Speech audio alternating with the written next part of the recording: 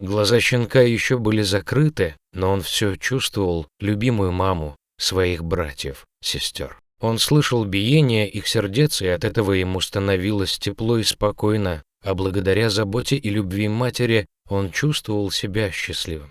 Когда его поднимали теплые, ласковые, сильные руки и прижимали к себе, он слышал стук еще чего-то сердца, большого, уверенного. Его собственное стучало совсем не так, как это, даже не так, как мамино.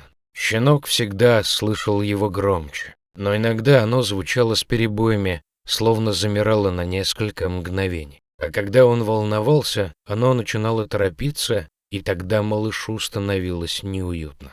Только вот, в отличие от остальных, его сердечко никак не хотело стучать ритмично. Оно иногда будто спотыкалось. В такие моменты малыш понимал, ему не хватает воздуха. Но все быстро проходило, и он вновь был счастлив, любил весь окружающий мир, которого по-прежнему так и не видел. Голоса людей, как и их руки, дарили те же самые чувства, от них веяло уверенностью и надежностью. Таким образом, к нему приходило понимание, что его любят. Через некоторое время он начал видеть. Это было такое счастье. Его мама оказалась большой и красивой овчаркой с темной и густой, переливающейся шерстью.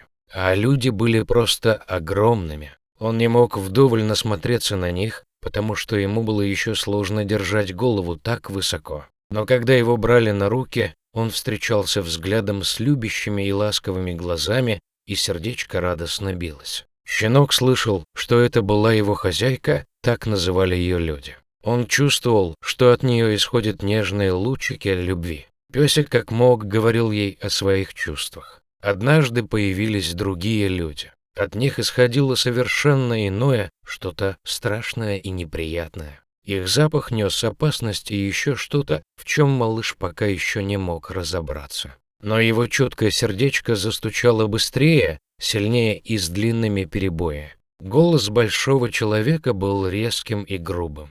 Щенок все слышал и понимал. Мужчина поднял его на руки, бесцеремонно покрутил во все стороны и прислушался к его сердцу. А потом отдал хозяйке и вынес свой вердикт: щенок этот нестандартный, под критерии не подходит. У него больное сердце, врожденная аритмия. Брать его я не буду. Воскликнул мужчина. Человек говорил еще и еще про то, что маму щенка он давно знает. Она знаменитая и породистая, всегда берет призы на конкурсах. А потому всех ее щенков он заберет. Из них вырастут отличные овчарки, охранники и преданные друзья. Им выдадут документы. А этот... Потом мужчина грубо позвал малыша и сообщал, что его-то и оставили зря. Надо было топить сразу, как родился. Он никому не нужен, больной и неподходящий под параметры. Если хозяйка хочет, то он умертвит его сам. Мужчина понимал, что ей уже будет тяжело это сделать, поэтому готов был взять эту тяжелую ношу на себя. Щенок понял, что его внутренний моторчик совершенно затих. Это страх сжимал сердце в железные тиски. Ему вновь не хватало воздуха, но теплые руки хозяйки прижали его к себе. Голос был спокойным, но твердым: «Я не отдам этого щенка. Остальных тоже не отдам», — решительно произнесла хозяйка. Мужчина посмотрел в ее глаза и молча направился к выходу. И маленькое сердце опять радостно забилось. Страх отпустил. Потом приходили еще люди. Его братиков и сестренок забирали. Страха уже не было. Эти люди не несли угрозы. Но его никто не брал, и все чаще малыш слышал, что его нужно было умертвить. Он серьезно болен, и дефект у него врожденный. А значит, не лечится. Шершавый мамин язык вылизывал его, успокаивал, и щенок не боялся. Мама и хозяйка рядом, а значит, опасности нет. Он так и не понимал, почему все говорят, что он дефектный. Его любили, и это было главное. Когда пришли за последним щенком, малыш вновь услыхал про свою неполноценность. Опять прозвучала жестокая фраза «надо усыпить». Сердечко затрепетало, застучало от страха и приостановилось. Щенок не помнил, чем все закончилось. К жизни его вернули руки хозяйки, массажировавшие его тельце.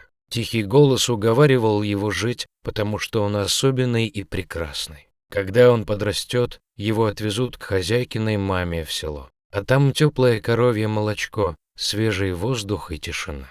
Ему обязательно станет лучше. Он справится, он перерастет, а усыплять его хозяйка не позволит. Все будет хорошо. От этих слов щенку становилось и правда легче. А теперь, когда он остался один, мама все свое внимание отдавала только ему. Малыш постепенно рос и понимал, что его зовут Грей, он овчарка и он красавчик. Так говорила ему хозяйка, а он ей верил. Дорога в село ему не понравилась. Слишком много новых запахов и впечатлений. От машины пахло резко. Громкий звук мотора приводил щенка в ужас. Сердечко стучало чаще обычного, а перебои были дольше. Он плакал и скулил. Мама осталась далеко, но хозяйка опять говорила и говорила. И от ее голоса малышу стало легче. Грею понравилось в новом доме. Появилась другая женщина, это была мама хозяйки. Она была доброй и ласковой. Женщина любила, когда он приходил и усаживался на колени. Ее все называли бабушкой. Руки были у нее в точности, как у самой хозяйки. Когда она гладила пушистую шерстку, Грей закрывал глаза от удовольствия и верил, все будет хорошо. Парное молоко действительно было очень вкусным, как мамино. Бабушка давала мясо, сначала вареное, а затем и вовсе сырое. Это была настоящая взрослая еда. Грей почувствовал себя сильным и мужественным. Ему так хотелось стать таким, как мама, чтобы им гордились и восхищались те, кто его любит. Грей был еще подростком, правда, очень красивым и умным. Домашний уход, полезная еда и прогулки помогали ему оставаться здоровым и сильным. Сердечко редко напоминало о себе. Иногда казалось, что его слишком много, а места для него мало. Но щенок не думал об этом. Вся его жизнь теперь принадлежала бабушке. Он понимал, что за нее он готов на все. Они друг друга любили взаимно и безоглядно. Во дворе были кошки. Грей быстро нашел с ними общий язык и подружился. Иногда они спали все вместе на шелковой траве. Кошки вылизывали его нос, как это делала мама, когда он был маленький. Никто не догадывался, что маленькое сердце с каждым днем становилось действительно больше. Ему очень хотелось жить, и он старался изо всех сил, чтобы не подвести своих людей. Хозяйка часто навещала своего любимца. Она радовалась тому, как растет малыш вместе с женщиной. Приносился запах мамы, и щенок понимал, что у той все хорошо. А значит, все будет хорошо и у него. Большое сердце утихло и не беспокоило. Но только разве что иногда оно, казалось, просто спешит жить. Люди говорили об аритмии, слабая и больших размеров, а он им не верил. Он верил только одному – все будет хорошо. К сожалению, однажды случилась беда. Глухой темной ночью замкнула проводка в тесном коридорчике. Появилось открытое пламя. Деревянный дом был старым. Огонь быстро поглощал все, что попадалось на пути. Сердечко забилось тревожно и быстро. Молодой пес не понимал, что происходит. Почему не встает его бабушка? Тем временем комната начала наполняться едким дымом. Видимость равнялась нулю. Грей стал громко лаять, призывая хозяйку проснуться и скорее бежать. Он стаскивал тяжелое одеяло зубами, тормошил лапами бабушку. Ему удалось это сделать. И теперь пожилая женщина не понимала спросонья, что происходит. Она металась по комнате, но двери уже захватило пламя. Выход был отрезан. Тот, кого при рождении называли нестандартом, волновался и размышлял, как поступить. Оценка обстановки заняла секунды. Не зря он был сыном своей матери, побеждавшей на выставках. Пес своим крупным телом разбил окно. Осколки впились в грудь и морду, из лап текла кровь, но он этого не замечал. Там, в сплошном дыму, его человек не мог найти выход и натыкался на все, что стояло на пути. Грей заливался лаем, а бабушка двинулась на голос собаки, указывающей ей путь. Растерянность прошла, женщина смогла вылезти из разбитого окна. Нестандартный пес мог вздохнуть спокойно, он спас ее, она в безопасности. Но этого-то он сделать и не смог, грудь словно разрывалась изнутри, сердце бешено колотилось, и пес ничего не мог с ним поделать. Оно разрасталось в середине, и Грей это чувствовал, как и то, что это его последняя минута рядом со своим человеком.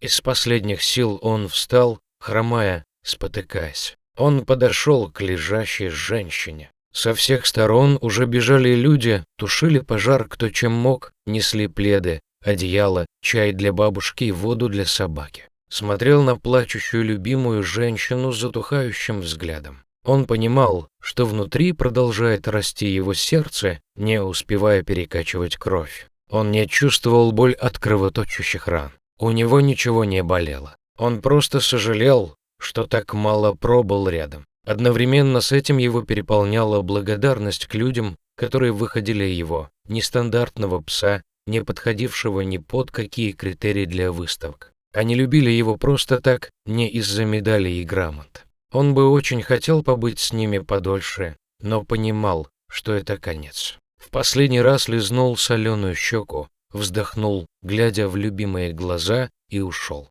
Пожилая женщина до последнего не желала принимать случившееся, все баюкало его тело, приговаривая, что он красавец и любимчик, и все будет хорошо. А потом зарыдала в голос, громко, как если бы потеряла сейчас самого близкого человека. Все молчали, никто не в силах ей помочь. Маленькое больное сердце любило до последнего вздоха. Оно отдало себя, чтобы спасти хозяйку, и ни о чем не жалело. Пес повторил бы это еще много раз, если бы была такая потребность. Может быть, это маленькое слабое сердечко родилось и выжило лишь для того, чтобы спасти того, кто любил его, нестандартного, никак не подходившего под какие-либо параметры.